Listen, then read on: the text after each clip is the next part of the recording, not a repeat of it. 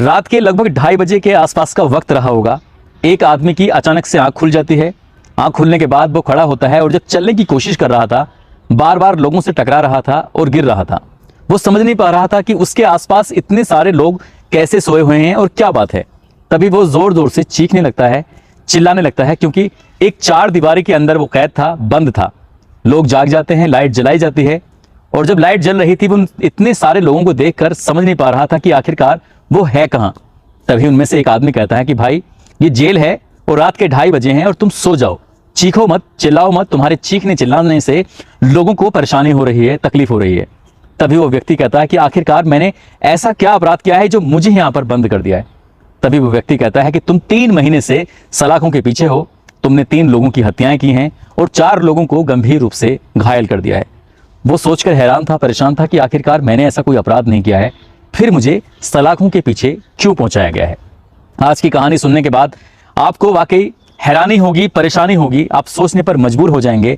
ना कुछ बात पर कई लोगों की हत्याएं हो जाती हैं, ना कुछ बात नहीं थी और कई लोग गंभीर रूप से घायल हो जाते हैं। और इस हत्या के बाद, इन गंभीर लोगों के घायल होने के बाद जो बाद में होता है वो अपना आप में बहुत दर्दनाक, बहुत भयानक होता है। आदाब, नमस्कार, सत श्री अकाल। मैं उस्मान सैफी। आज की जो सच्ची घटना मैं आपको सुनाने जा रहा हूं, ये सच्ची घटना है उत्तर प्रदेश का एक जिला है बुलंदशहर, और इसी बुलंदशहर जिले का एक थाना लगता है खानपुर। बात कर रहा हूं इस थाने के गांव माजरा परवान की।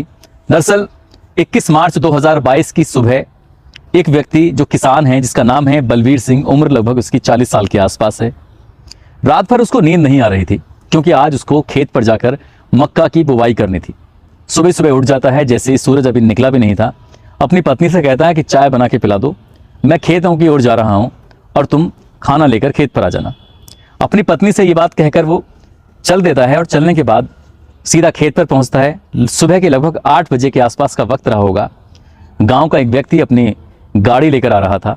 इधर वो फावड़े से खेतों पर खुदाई कर रहा है, जुताई कर रहा है, और साथ ही जब एक आदमी बुग्गी लेकर आ रहा है तो उसकी बुग्गी का एक पहिया उसके खुद के खेत में था, जबकि दूसरी बुग्गी का पहिया इस बलबीर के खेत में था।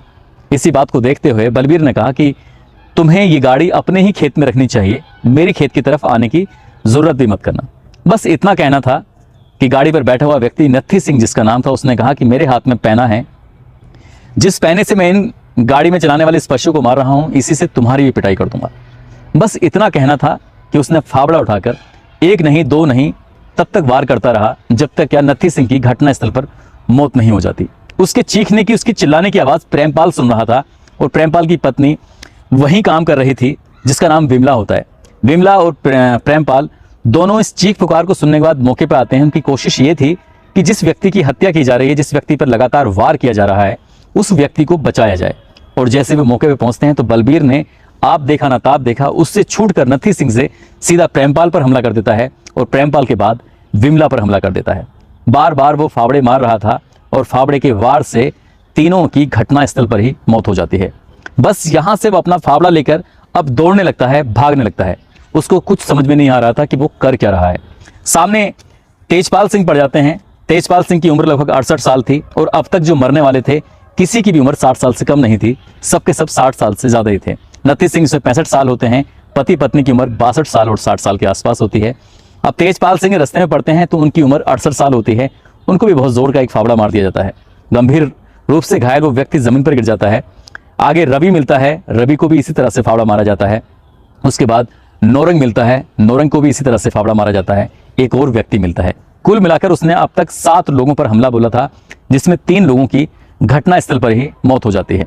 और जैसे ही ये खबर आग की तरह पूरे जंगल में फैलती है, उसके बाद गांव में फैलती है, उसके बाद आसपास के इलाके में ये खबर फैल जाती है कि 21 मार्च 2022 को एक व्यक्ति ने लगातार फावड़े से लोगों पर हमला कर रहा है और वो अब तक 3 लोगों को मार चुका है। जहां भी ये खबर पहुंच रही थी वहां के लोग दहशत में आ जाते हैं कि आखिरकार वो व्यक्ति ऐसा क्यों कर रहा है। तुरंत ही पुलिस को सूचना दी जाती है। पुलिस मौके पर पहुंचती है, घायलों को अस्पताल लेके जाती है और जो मर चुके थे उन लोगों को मोर्चरी भेजा जाता है। साथ ही जो व्यक्ति है जो लगातार भाग रहा है उसको पुलिस किसी तरह से पकड़कर अपनी हवालात में बंद कर देती है। 21 मार्च को उसे हवालात में रखा जाता है। 22 मार्च का दिन निकलता है और उसको जेल भेजने की प्रक्रिया शुरू होती है। जैसे ही 22 मार्च को उसे जेल भेजा जाता है, शाम हो जाती है, रात तो उसकी किसी तरह कट जाती है, लेकिन अगला दिन जैसे ही निकलता है वहां जेल के अंदर जो भी मिल रहा था उनको पीट रहा था। अब चाहे पुलिस वाले हों या फिर जेल में बंद बंदी हों, कई लोगों पर उसने जेल के अंदर भी ऐसे ही हमला किया। लोग समझ नहीं पा रहे थे कि आखिरकार ये व्यक्ति ऐसा क्यों कर रहा है। जेल का प्रशासन भी परेशान हो जाता है। तभी उस व्यक्ति की हालत को देखते हुए उस व्यक्ति को एक कमरे में अलग तनहा रखा जाता है ताकि वो किसी पर हमला न कर सके। अब यहीं से अधिकारियों ने एक प्लानिंग की, क्योंकि उच्च अधिकारियों तक मामला पहुंच चुका था। अब इस व्यक्ति के इलाज की जरूरत थी। उन्हें लग रहा था कि ये व्यक्ति ऐसा ना हो कि सचमुच कहीं पागल तो नहीं हो गया है, इसका दिमाग सही भी है या नहीं है, ये मानसिक रूप से पूर्ण है कि नहीं है। बस यही बात चल रही थी और इस बात को चलते चलते लगभग 20 दिन का समय बीत जाता है और 20 दिन बाद एक फरमान जारी होता है कि इस व्यक्ति का ट्रीटमेंट कराया जाए, इसका इलाज कराया जाए। इसको इलाज कराने के लिए भेजा जाता है सीधा उत्तर प्रदेश के बनारस में, और बनारस में इसको वहीं शिफ्ट कर दिया जाता है। लगभग 2.5 महीने के आसपास तक वहां इसका इलाज चलता है। 15 से 20 दिन वो पहले ही जेल में रह चुका था और 2.5 महीने वहां रहता है। उसके बाद लगता है कि उसकी हालत में कुछ सुधार है और एक दिन उसको वापस बनारस से उसी जेल के अंदर रख दिया जाता है जिस जेल में बाकी कैदी होते हैं। उसके हाव भाव से, उसके चाल चलन से बिल्कुल लग रहा था इसे कोई दिक्कत नहीं है। और रात के अंधेरे में जब एक दिन सोया हुआ था, अचानक ही उसकी आंख खुल जाती है। आंख खुलने के बाद लगभग 3 महीने के बाद उसे ये होश आता है कि आखिरकार उसने ऐसा अपराध किया है। जब उसके आसपास सोए हुए बंदी उसको बताते हैं कि तुमने 1 नहीं 2 नहीं बल्कि 3 मर्डर किए हैं, 4 लोगों को गंभीर रूप से घायल कर दिया है। यही खबर अखबारों में बड़ी सुर्खियां बटोरती हैं। लोग सोचने पर मजबूर थे कि एक व्यक्ति आखिरकार ऐसा कैसे कर सकता है। ये तो सब कुछ हो ही चुका था, लेकिन उसके बाद जो होता है उसकी भी किसी ने कल्पना नहीं की थी। दरअसल इस व्यक्ति की अगर मैं बात करूं, इसने 12वीं क्लास तक साइंस साइड से पढ़ाई की, उसके बाद बीए इसने किया और ये पढ़ाई के साथ साथ इसने एक अपने गांव में एक स्कूल खोला था। इसकी इच्छा थी कि वो गांव में एक स्कूल खोलेगा, बच्चों को पढ़ाएगा लिखाएगा और उनके सपने पूरे करेगा। समाज सेवा से जुड़ना चाहता था, लेकिन इसकी किस्मत ज़्यादा अच्छी नहीं थी और वो स्कूल चल नहीं पाया। सन 2006 तक तो इसका ऐसे ही रहा। उसके बाद इसने गुलावठी, एक जगह लगती है गुलावठी में, पारिस नाम से एक दूध की कंपनी है, उसमें इसने काम शुरू कर देता है और सुपरवाइजर के रूप में 1-2 साल नहीं, लगभग सन 2020 तक काम करता है। और सभी की जिंदगी में जब कोरोना आ रहा था तब इसकी जिंदगी में भी कोरोना आता है और ऐसा आता है कि नौकरी हाथ से निकल जाती है, नौकरी चली जाती है और ये मानसिक रूप से थोड़ा परेशान रहने लगता है। सन 2020 तो किसी तरह कट जाता है, लेकिन रोज रोज अब ये समझ नहीं पा रहा था कि खेती से जिंदगी चल नहीं सकती। उसके 3 बच्चे होते हैं, एक लड़की जो फिलहाल 12वीं क्लास में पढ़ रही है, एक बेटा जो 9वीं क्लास का स्टूडेंट है और एक बेटा उसका जो 7वीं क्लास का स्टूडेंट है। तीनों बच्चे पढ़ने में बेहद होशियार। नौकरी चली जाती है, बच्चों के भविष्य को लेकर वो लगातार परेशान था कि आखिरकार करे तो क्या करे। और इसी बीच में वो छोटी सी बात पर कि एक पहिया दूसरे के खेत में चल रहा था, एक गाड़ी का पहिया उसके खेत में चल रहा था, इसी बात को लेकर छोटी सी बात थी और छोटी सी बात में ये 1-2 नहीं 3 मर्डर कर देता है।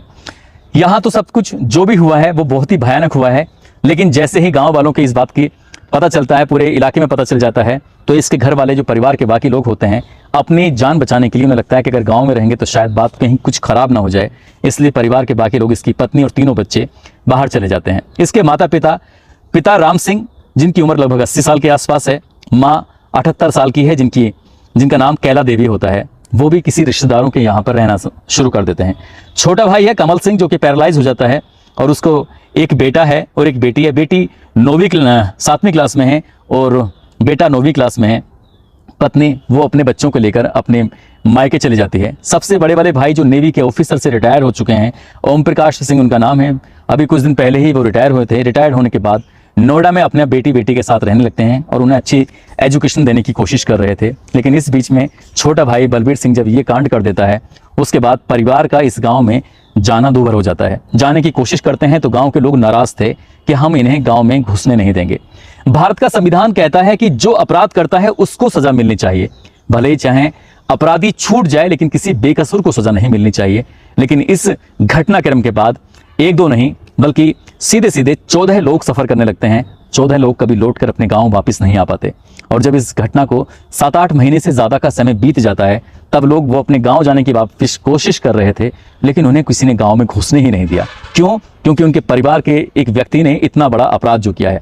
तभी वो नेवी का ऑफिसर जो रिटायर हो चुका है, एसएसपी बुलंदशहर श्लोक कुमार से मिलते हैं। कहते हैं कि साहब, मेरे पिता का, मेरी माँ का, मेरे भतीजे, मेरे भतीजों का, मेरे भाई का आखिरकार क्या कसूर है जिनको गांव में नहीं घुसने दिया जा रहा है? यदि उनका कसूर है तो उनको भी सजा दीजिए, जिसने अपराध किया है उसको तो सजा मिलनी ही चाहिए। यदि मेरी कलम से लिखने से किसी को बड़ी से बड़ी सजा मिल सकती है तो मैं अपने भाई को खुद वो सजा दिलाने के लिए तैयार हूं, जो सजा पूरा गांव देने के लिए तैयार हो जाएगा। एसएसपी उसकी बात सुनते हैं। उनको भी हैरानी होती है कि आखिरकार ऐसा कैसे हुआ, उनकी समझ में बात ही नहीं आ रही थी, गांव वाले ऐसा क्यों कर रहे हैं। तभी एसएसपी आदेश करते हैं, स्याना सीओ को वंदना सिंह से आदेश कहते हैं कि बात करिए, पूछिए कि आखिरकार दिक्कत क्या है, क्या परेशानी। तभी खानपुर के थाना इंचार्ज से बातचीत की जाती है कि इस पूरे मामले की पड़ताल करिए, देखिए कि क्या बलबीर के परिवार को वाकई गांव के अंदर घुसने दिया जा रहा है या नहीं दिया जा रहा है। लेकिन इससे भी बड़ी हैरानी की बात यह भी है कि जितने भी बच्चे होते हैं, यानी कि गांव में 5 बच्चे रहते हैं, एक तो इस बलबीर सिंह के और दूसरा इसका छोटा भाई जो होता है कमल सिंह के, और पांचों के पांचों बच्चे बेहद होशियार, ब्रिलियंट हैं। यदि उन्हें अच्छी शिक्षा मिलती रहे तो शायद वो कुछ ना कुछ नाम कर सकते हैं। ये औरंगाबाद एक जगह पड़ती है, औरंगाबाद का एनपीएस स्कूल है, वहाँ पढ़ रहे हैं।